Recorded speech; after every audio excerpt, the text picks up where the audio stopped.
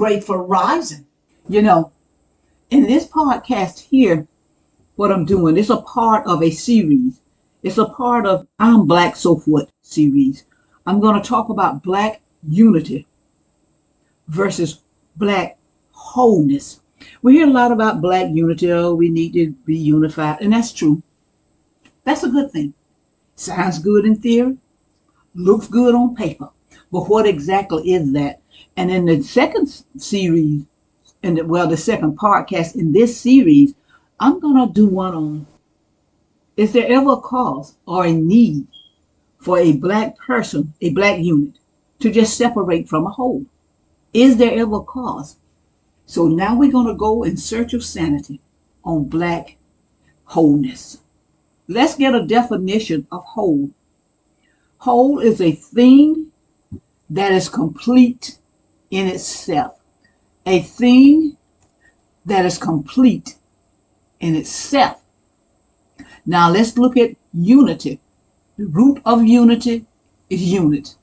Unit means an individual thing or person regarded as single and complete, but which can also form an individual component of a larger or more complex whole. So you see, a unit by itself is complete.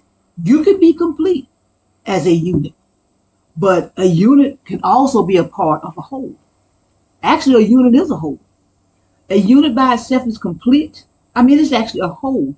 But a unit can join other complete units and make a larger unit, a larger whole. So don't ever think that just because you're by yourself, you're not a whole.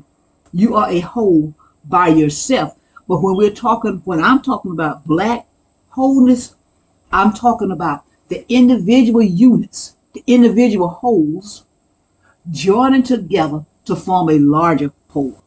So come on with me.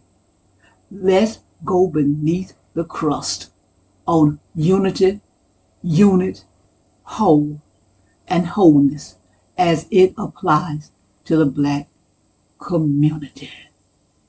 Unity. Well, in order to have unity, you got to unite. Unite means to come or join or bring together to form a unit or whole for a common purpose of action. So when we're talking about Blacks uniting, we're talking about for a common goal. A common goal. Now, I'm going to talk about some things that I've observed in the Black community. And this is why I said I'm Black, so what? I'm Black, so what? We talk about, as I said, Black people need to stick together. But do you know in the Black community, well, I'm a Black business owner. And I've seen it in my business. I've seen it in other Black business owners. You will have Black people in the community who will bypass your store to go to the non-Black stores in the community. You can be selling the same thing. And sometimes even if you manage to be able to sell it at a lower price, Black people will still go past your store to go into these non-Black stores and purchase from them. But when they want to sell their collard greens and chitlin dinners, hog maws and fatback, fried chicken and mac and cheese, you know what they do? They bypass these other stores. This is when all of a sudden they want to talk about Black unity. Black people, see, y'all know we got to stick together. But when they're going and spending their money elsewhere, there's never anything said about sticking together when it comes to these people. So do we stay a unit, or are we better off as a unit? That's in my next podcast. I've seen where in the school system and different places where things are going on in the school system, where we will try to get Black people to come together as a whole. Because one person can get something done. We understand that. One person can make a change. But a group of people, the Bible even says that one can put 1,000 to flight, two can put 10,000 to flight. So here you got one person. One person can put 1,000 to flight. And think about this. Think about it. You add just one more person. You would think if you added one more person, you would put 2,000 to flight, right? But according to the scriptures, One person can put 1,000 to flight, two can put 10,000 to flight. So imagine if that two became 10. But let me tell you something. One, put that 1,000 to flight if that's all you got to work with. You don't not do what you can do because others won't do it with you. Okay? You can have social events going on to benefit the community.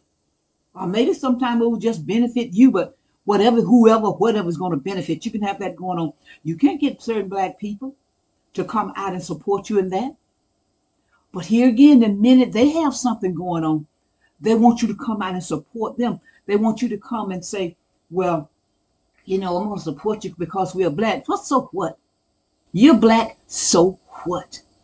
I'm tired of this black entitlement when it comes to black people. We don't expect anybody else to be entitled to us, or should I say obligated to us.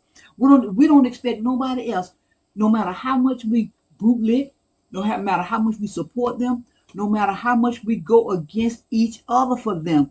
We don't expect them to give us nothing in return. So I'm black, so what? And every so often, some of them, not many of them, every so often, maybe once every 10 years or something, all of a sudden they have some old stale hot dogs on hockey puck hamburger patties and stuff. They'll throw on the grill and stuff. And oh, black people are in black folks' heaven. Oh, see, I told y'all. See how they give back. See how they see. They giving us hamburger. And Lord, if they mess around and put some music with it. Man, you ain't seen black folks drop it like it's hot and shake the groove thing and all this kind of stuff. Oh, we just show out and clown and put on a good minstrel show for them. But you can have filet mignon. You can have lobsters. You can have all this stuff. And so many times it's hard to get us to rally or to come out just to support something. So this is why I say I'm black. So what? Black people, listen, we got to stop this foolishness. But no, you don't have to stop nothing because I'm stopping myself. But if we want to become a whole, we want to become a unit, we got to stop this foolishness, feeling that just because I'm black, I don't have to do nothing to support you or anything. But the minute you get to a certain point where, as we want to call it, you've arrived or you're doing something, you're supposed to forget all this stuff that I've done, my neglect, my working against you. If I let you drive or use my three-tone, two-door old Chevy Nova, you do everything you can to destroy that. Make sure you hit the curb so the tires will bust. Ride the clutch so that I need a new clutch. I mean, all this stuff you do. Do everything you can to destroy my old Chevy Nova. Why would I let you drive my new car, my Cadillac, or even my new Nova, or my new Chevy? Suppose I had old Chevy Nova that you tried to wreck and tear up, and then I get a new Chevy Nova. Why would I want to let you drive my new Chevy Nova when you tried to wreck and destroy my old Chevy Nova?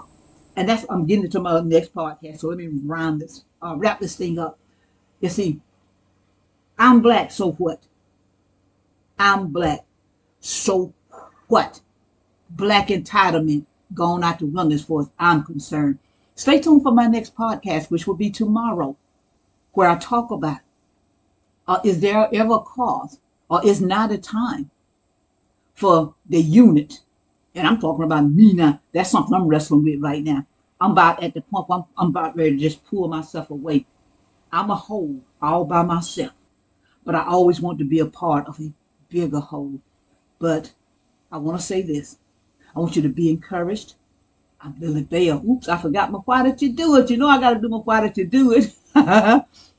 Black folk, you disrespected black businesses, supported everything except black businesses, and then came to black businesses expecting them to buy your collard greens and chitlin dinners. Why did you do it? Subscribe, comment, like, and share. Support our youth in any way you can. Keep on churning till the butter comes. Albert C. Richardson, a black man, pattern The butter churn U.S. patent number 446470, February 17th, 1891. I'm LilyBell. I'm just trying to create a dialogue. I leave you with this. If they close my book, you remember my story.